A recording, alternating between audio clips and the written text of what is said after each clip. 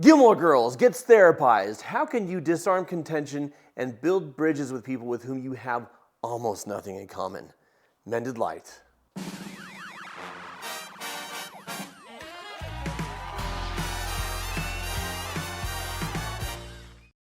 Okay, so here I am going through season 1. Luke is such an interesting character because dude is curmudgeon-y as hell, but he's got this soft, gooey center.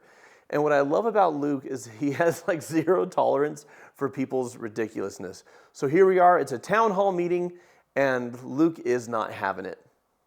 I would like to now move on to something of even greater importance. As you all know, this coming Friday is the anniversary of the legendary Battle of Stars Hollow.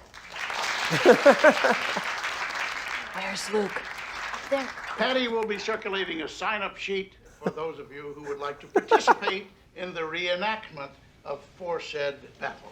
He's turning red. All right. They know. It was a frigid November night some 224 years ago. The brave Stars Hollow militia stood in wait for the Red He's Coat. adjusting the cap. Tired and hungry, 12 proud men took their positions in the town square. He's fighting the urge. He's elements fighting the and urge. imminent death. In their valiant effort. Oh, for God's sake, do we have to go through this every damn year? Yes, and the urge wins by a long shot. I thought we were here to discuss town issues. This is a town issue. Excuse me, who's talking? It's me, Harry. Luke, you've known me since I was 5 years old. Oh, Luke, yes. Sit down. Now, as I was saying, 12 heroic men assembled with guns drawn, ready to meet their maker. What are you talking about? 12 guys stood in a row all night. Waiting for the Red Coat. Who never showed? Now, just a 12 minute. guys stood in a row all night waiting for an enemy that never showed. They got stood up. They should have been wearing prom dresses. I've had just about enough of this. Sit down, Taylor. Menace. Suck up. $5 if somebody ends up in a headlock. You're on. Have any of you ever considered the fact that you're glorifying a war we fought so we could keep land that we stole? If you don't like it here in America, why don't you go stand in line for toilet paper in the USSR? There is no more USSR, Harry. Sense of community is so important, isn't it? It's what made our country great. That is a known fact.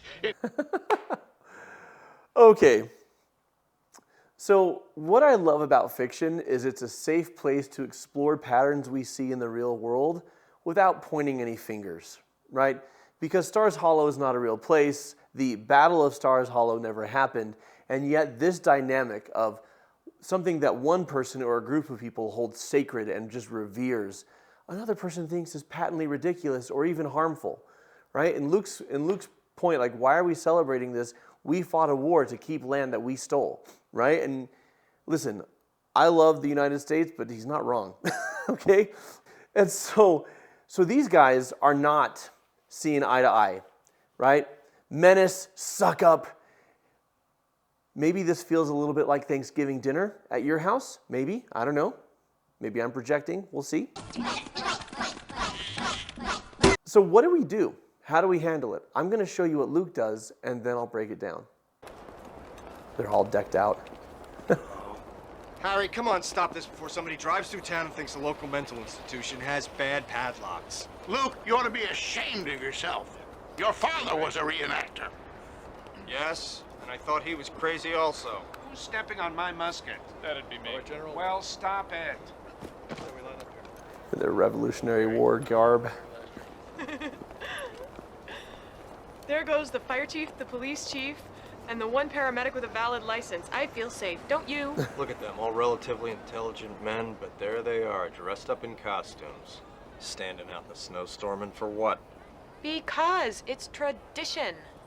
Tradition is a trap. It allows people to stick their head in the sand. Everything in the past was so quaint, so charming. Times were simpler. Kids didn't have sex. Neighbors knew each other. It's a freaking fairy tale. Things sucked then, too. It just sucked without indoor plumbing. I think some traditions are nice. Birthdays, holidays, taking a walk in the first snow of the season. I didn't get the Hallmark card for that one. When I was 5, I had a really bad ear infection, and I had been home in bed for a week, and I was very sad. So I wished really hard that something wonderful would happen to me, and I woke up the next morning, and it had snowed. And I was sure that some fairy godmother had done it just for me. It was my little present, Parents never explained the concept of weather to you? I'm making a point, Mouthy McGee. Of course, Mouthy many years McGee. later, I realized that logically, the snow was not there for me personally, but still, when it snows, something inside me says, hey, that's your present. I don't think it'll ever change. My father used to be one of those guys. Yeah? Yeah, even had his own musket. Really? Never had to rent it. Where's the musket now? He was buried with it. Oh. Yep, he loved that musket. That's nice, in a disturbing sort of way. Luke is where a lot of us are when observing the behaviors, beliefs, and practices of people we disagree with. This is patently ridiculous or wrong. The issue with that, and I'm not saying there aren't things to see that way. I think the Klan qualifies, Westboro Baptist certainly, like they're any hate group, right? But I'm not talking about hate groups. I'm just talking about people loving what they love, right? Being passionate about what they're passionate about, finding meaning in what they find meaning in. And Luke has quite a bit of judgment towards this because Luke is cynical, but he's also sweet on Lorelai. And I love that when he talks with her and she talks about how magical snow is, it rubs off on him a little. But more than rubbing off on him, it unlocks something that's always been there. Because the thing about Luke is he comes across as a grouch, and he is, but he always does the kind thing.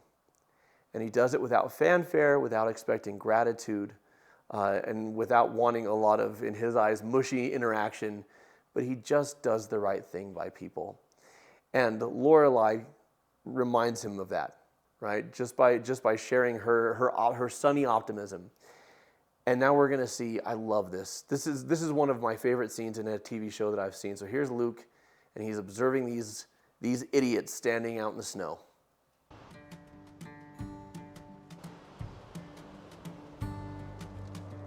That's deep snow.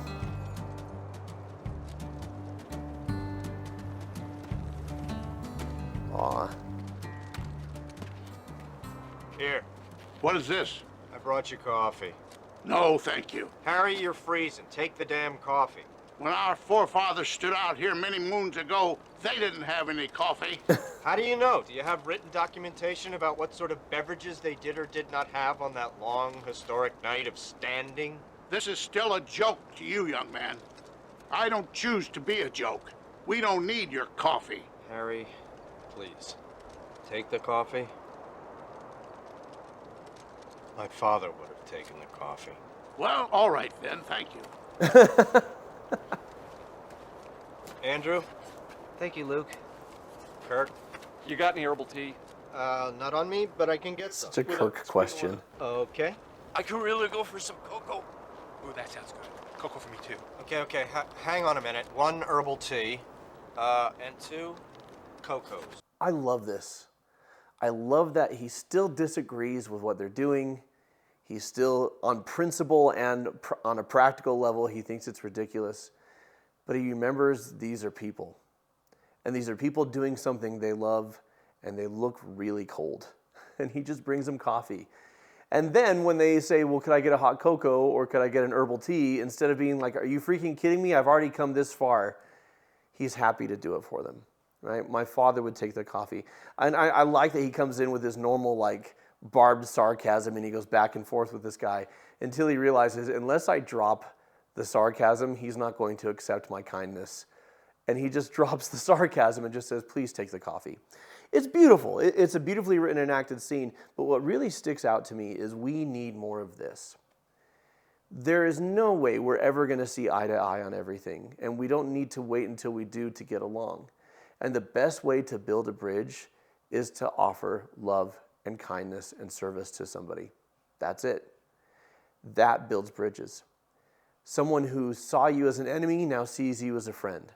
And instead of saying, oh, that Luke, and he's such a troublemaker, and he's such a menace, and he doesn't respect or reverence anything, they just say, yeah, Luke's grumpy, but Luke's part of our community.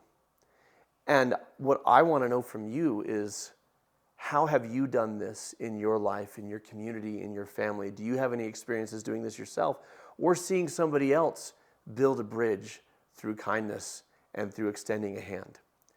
Now, I also want to know who you think Lorelai should end up with.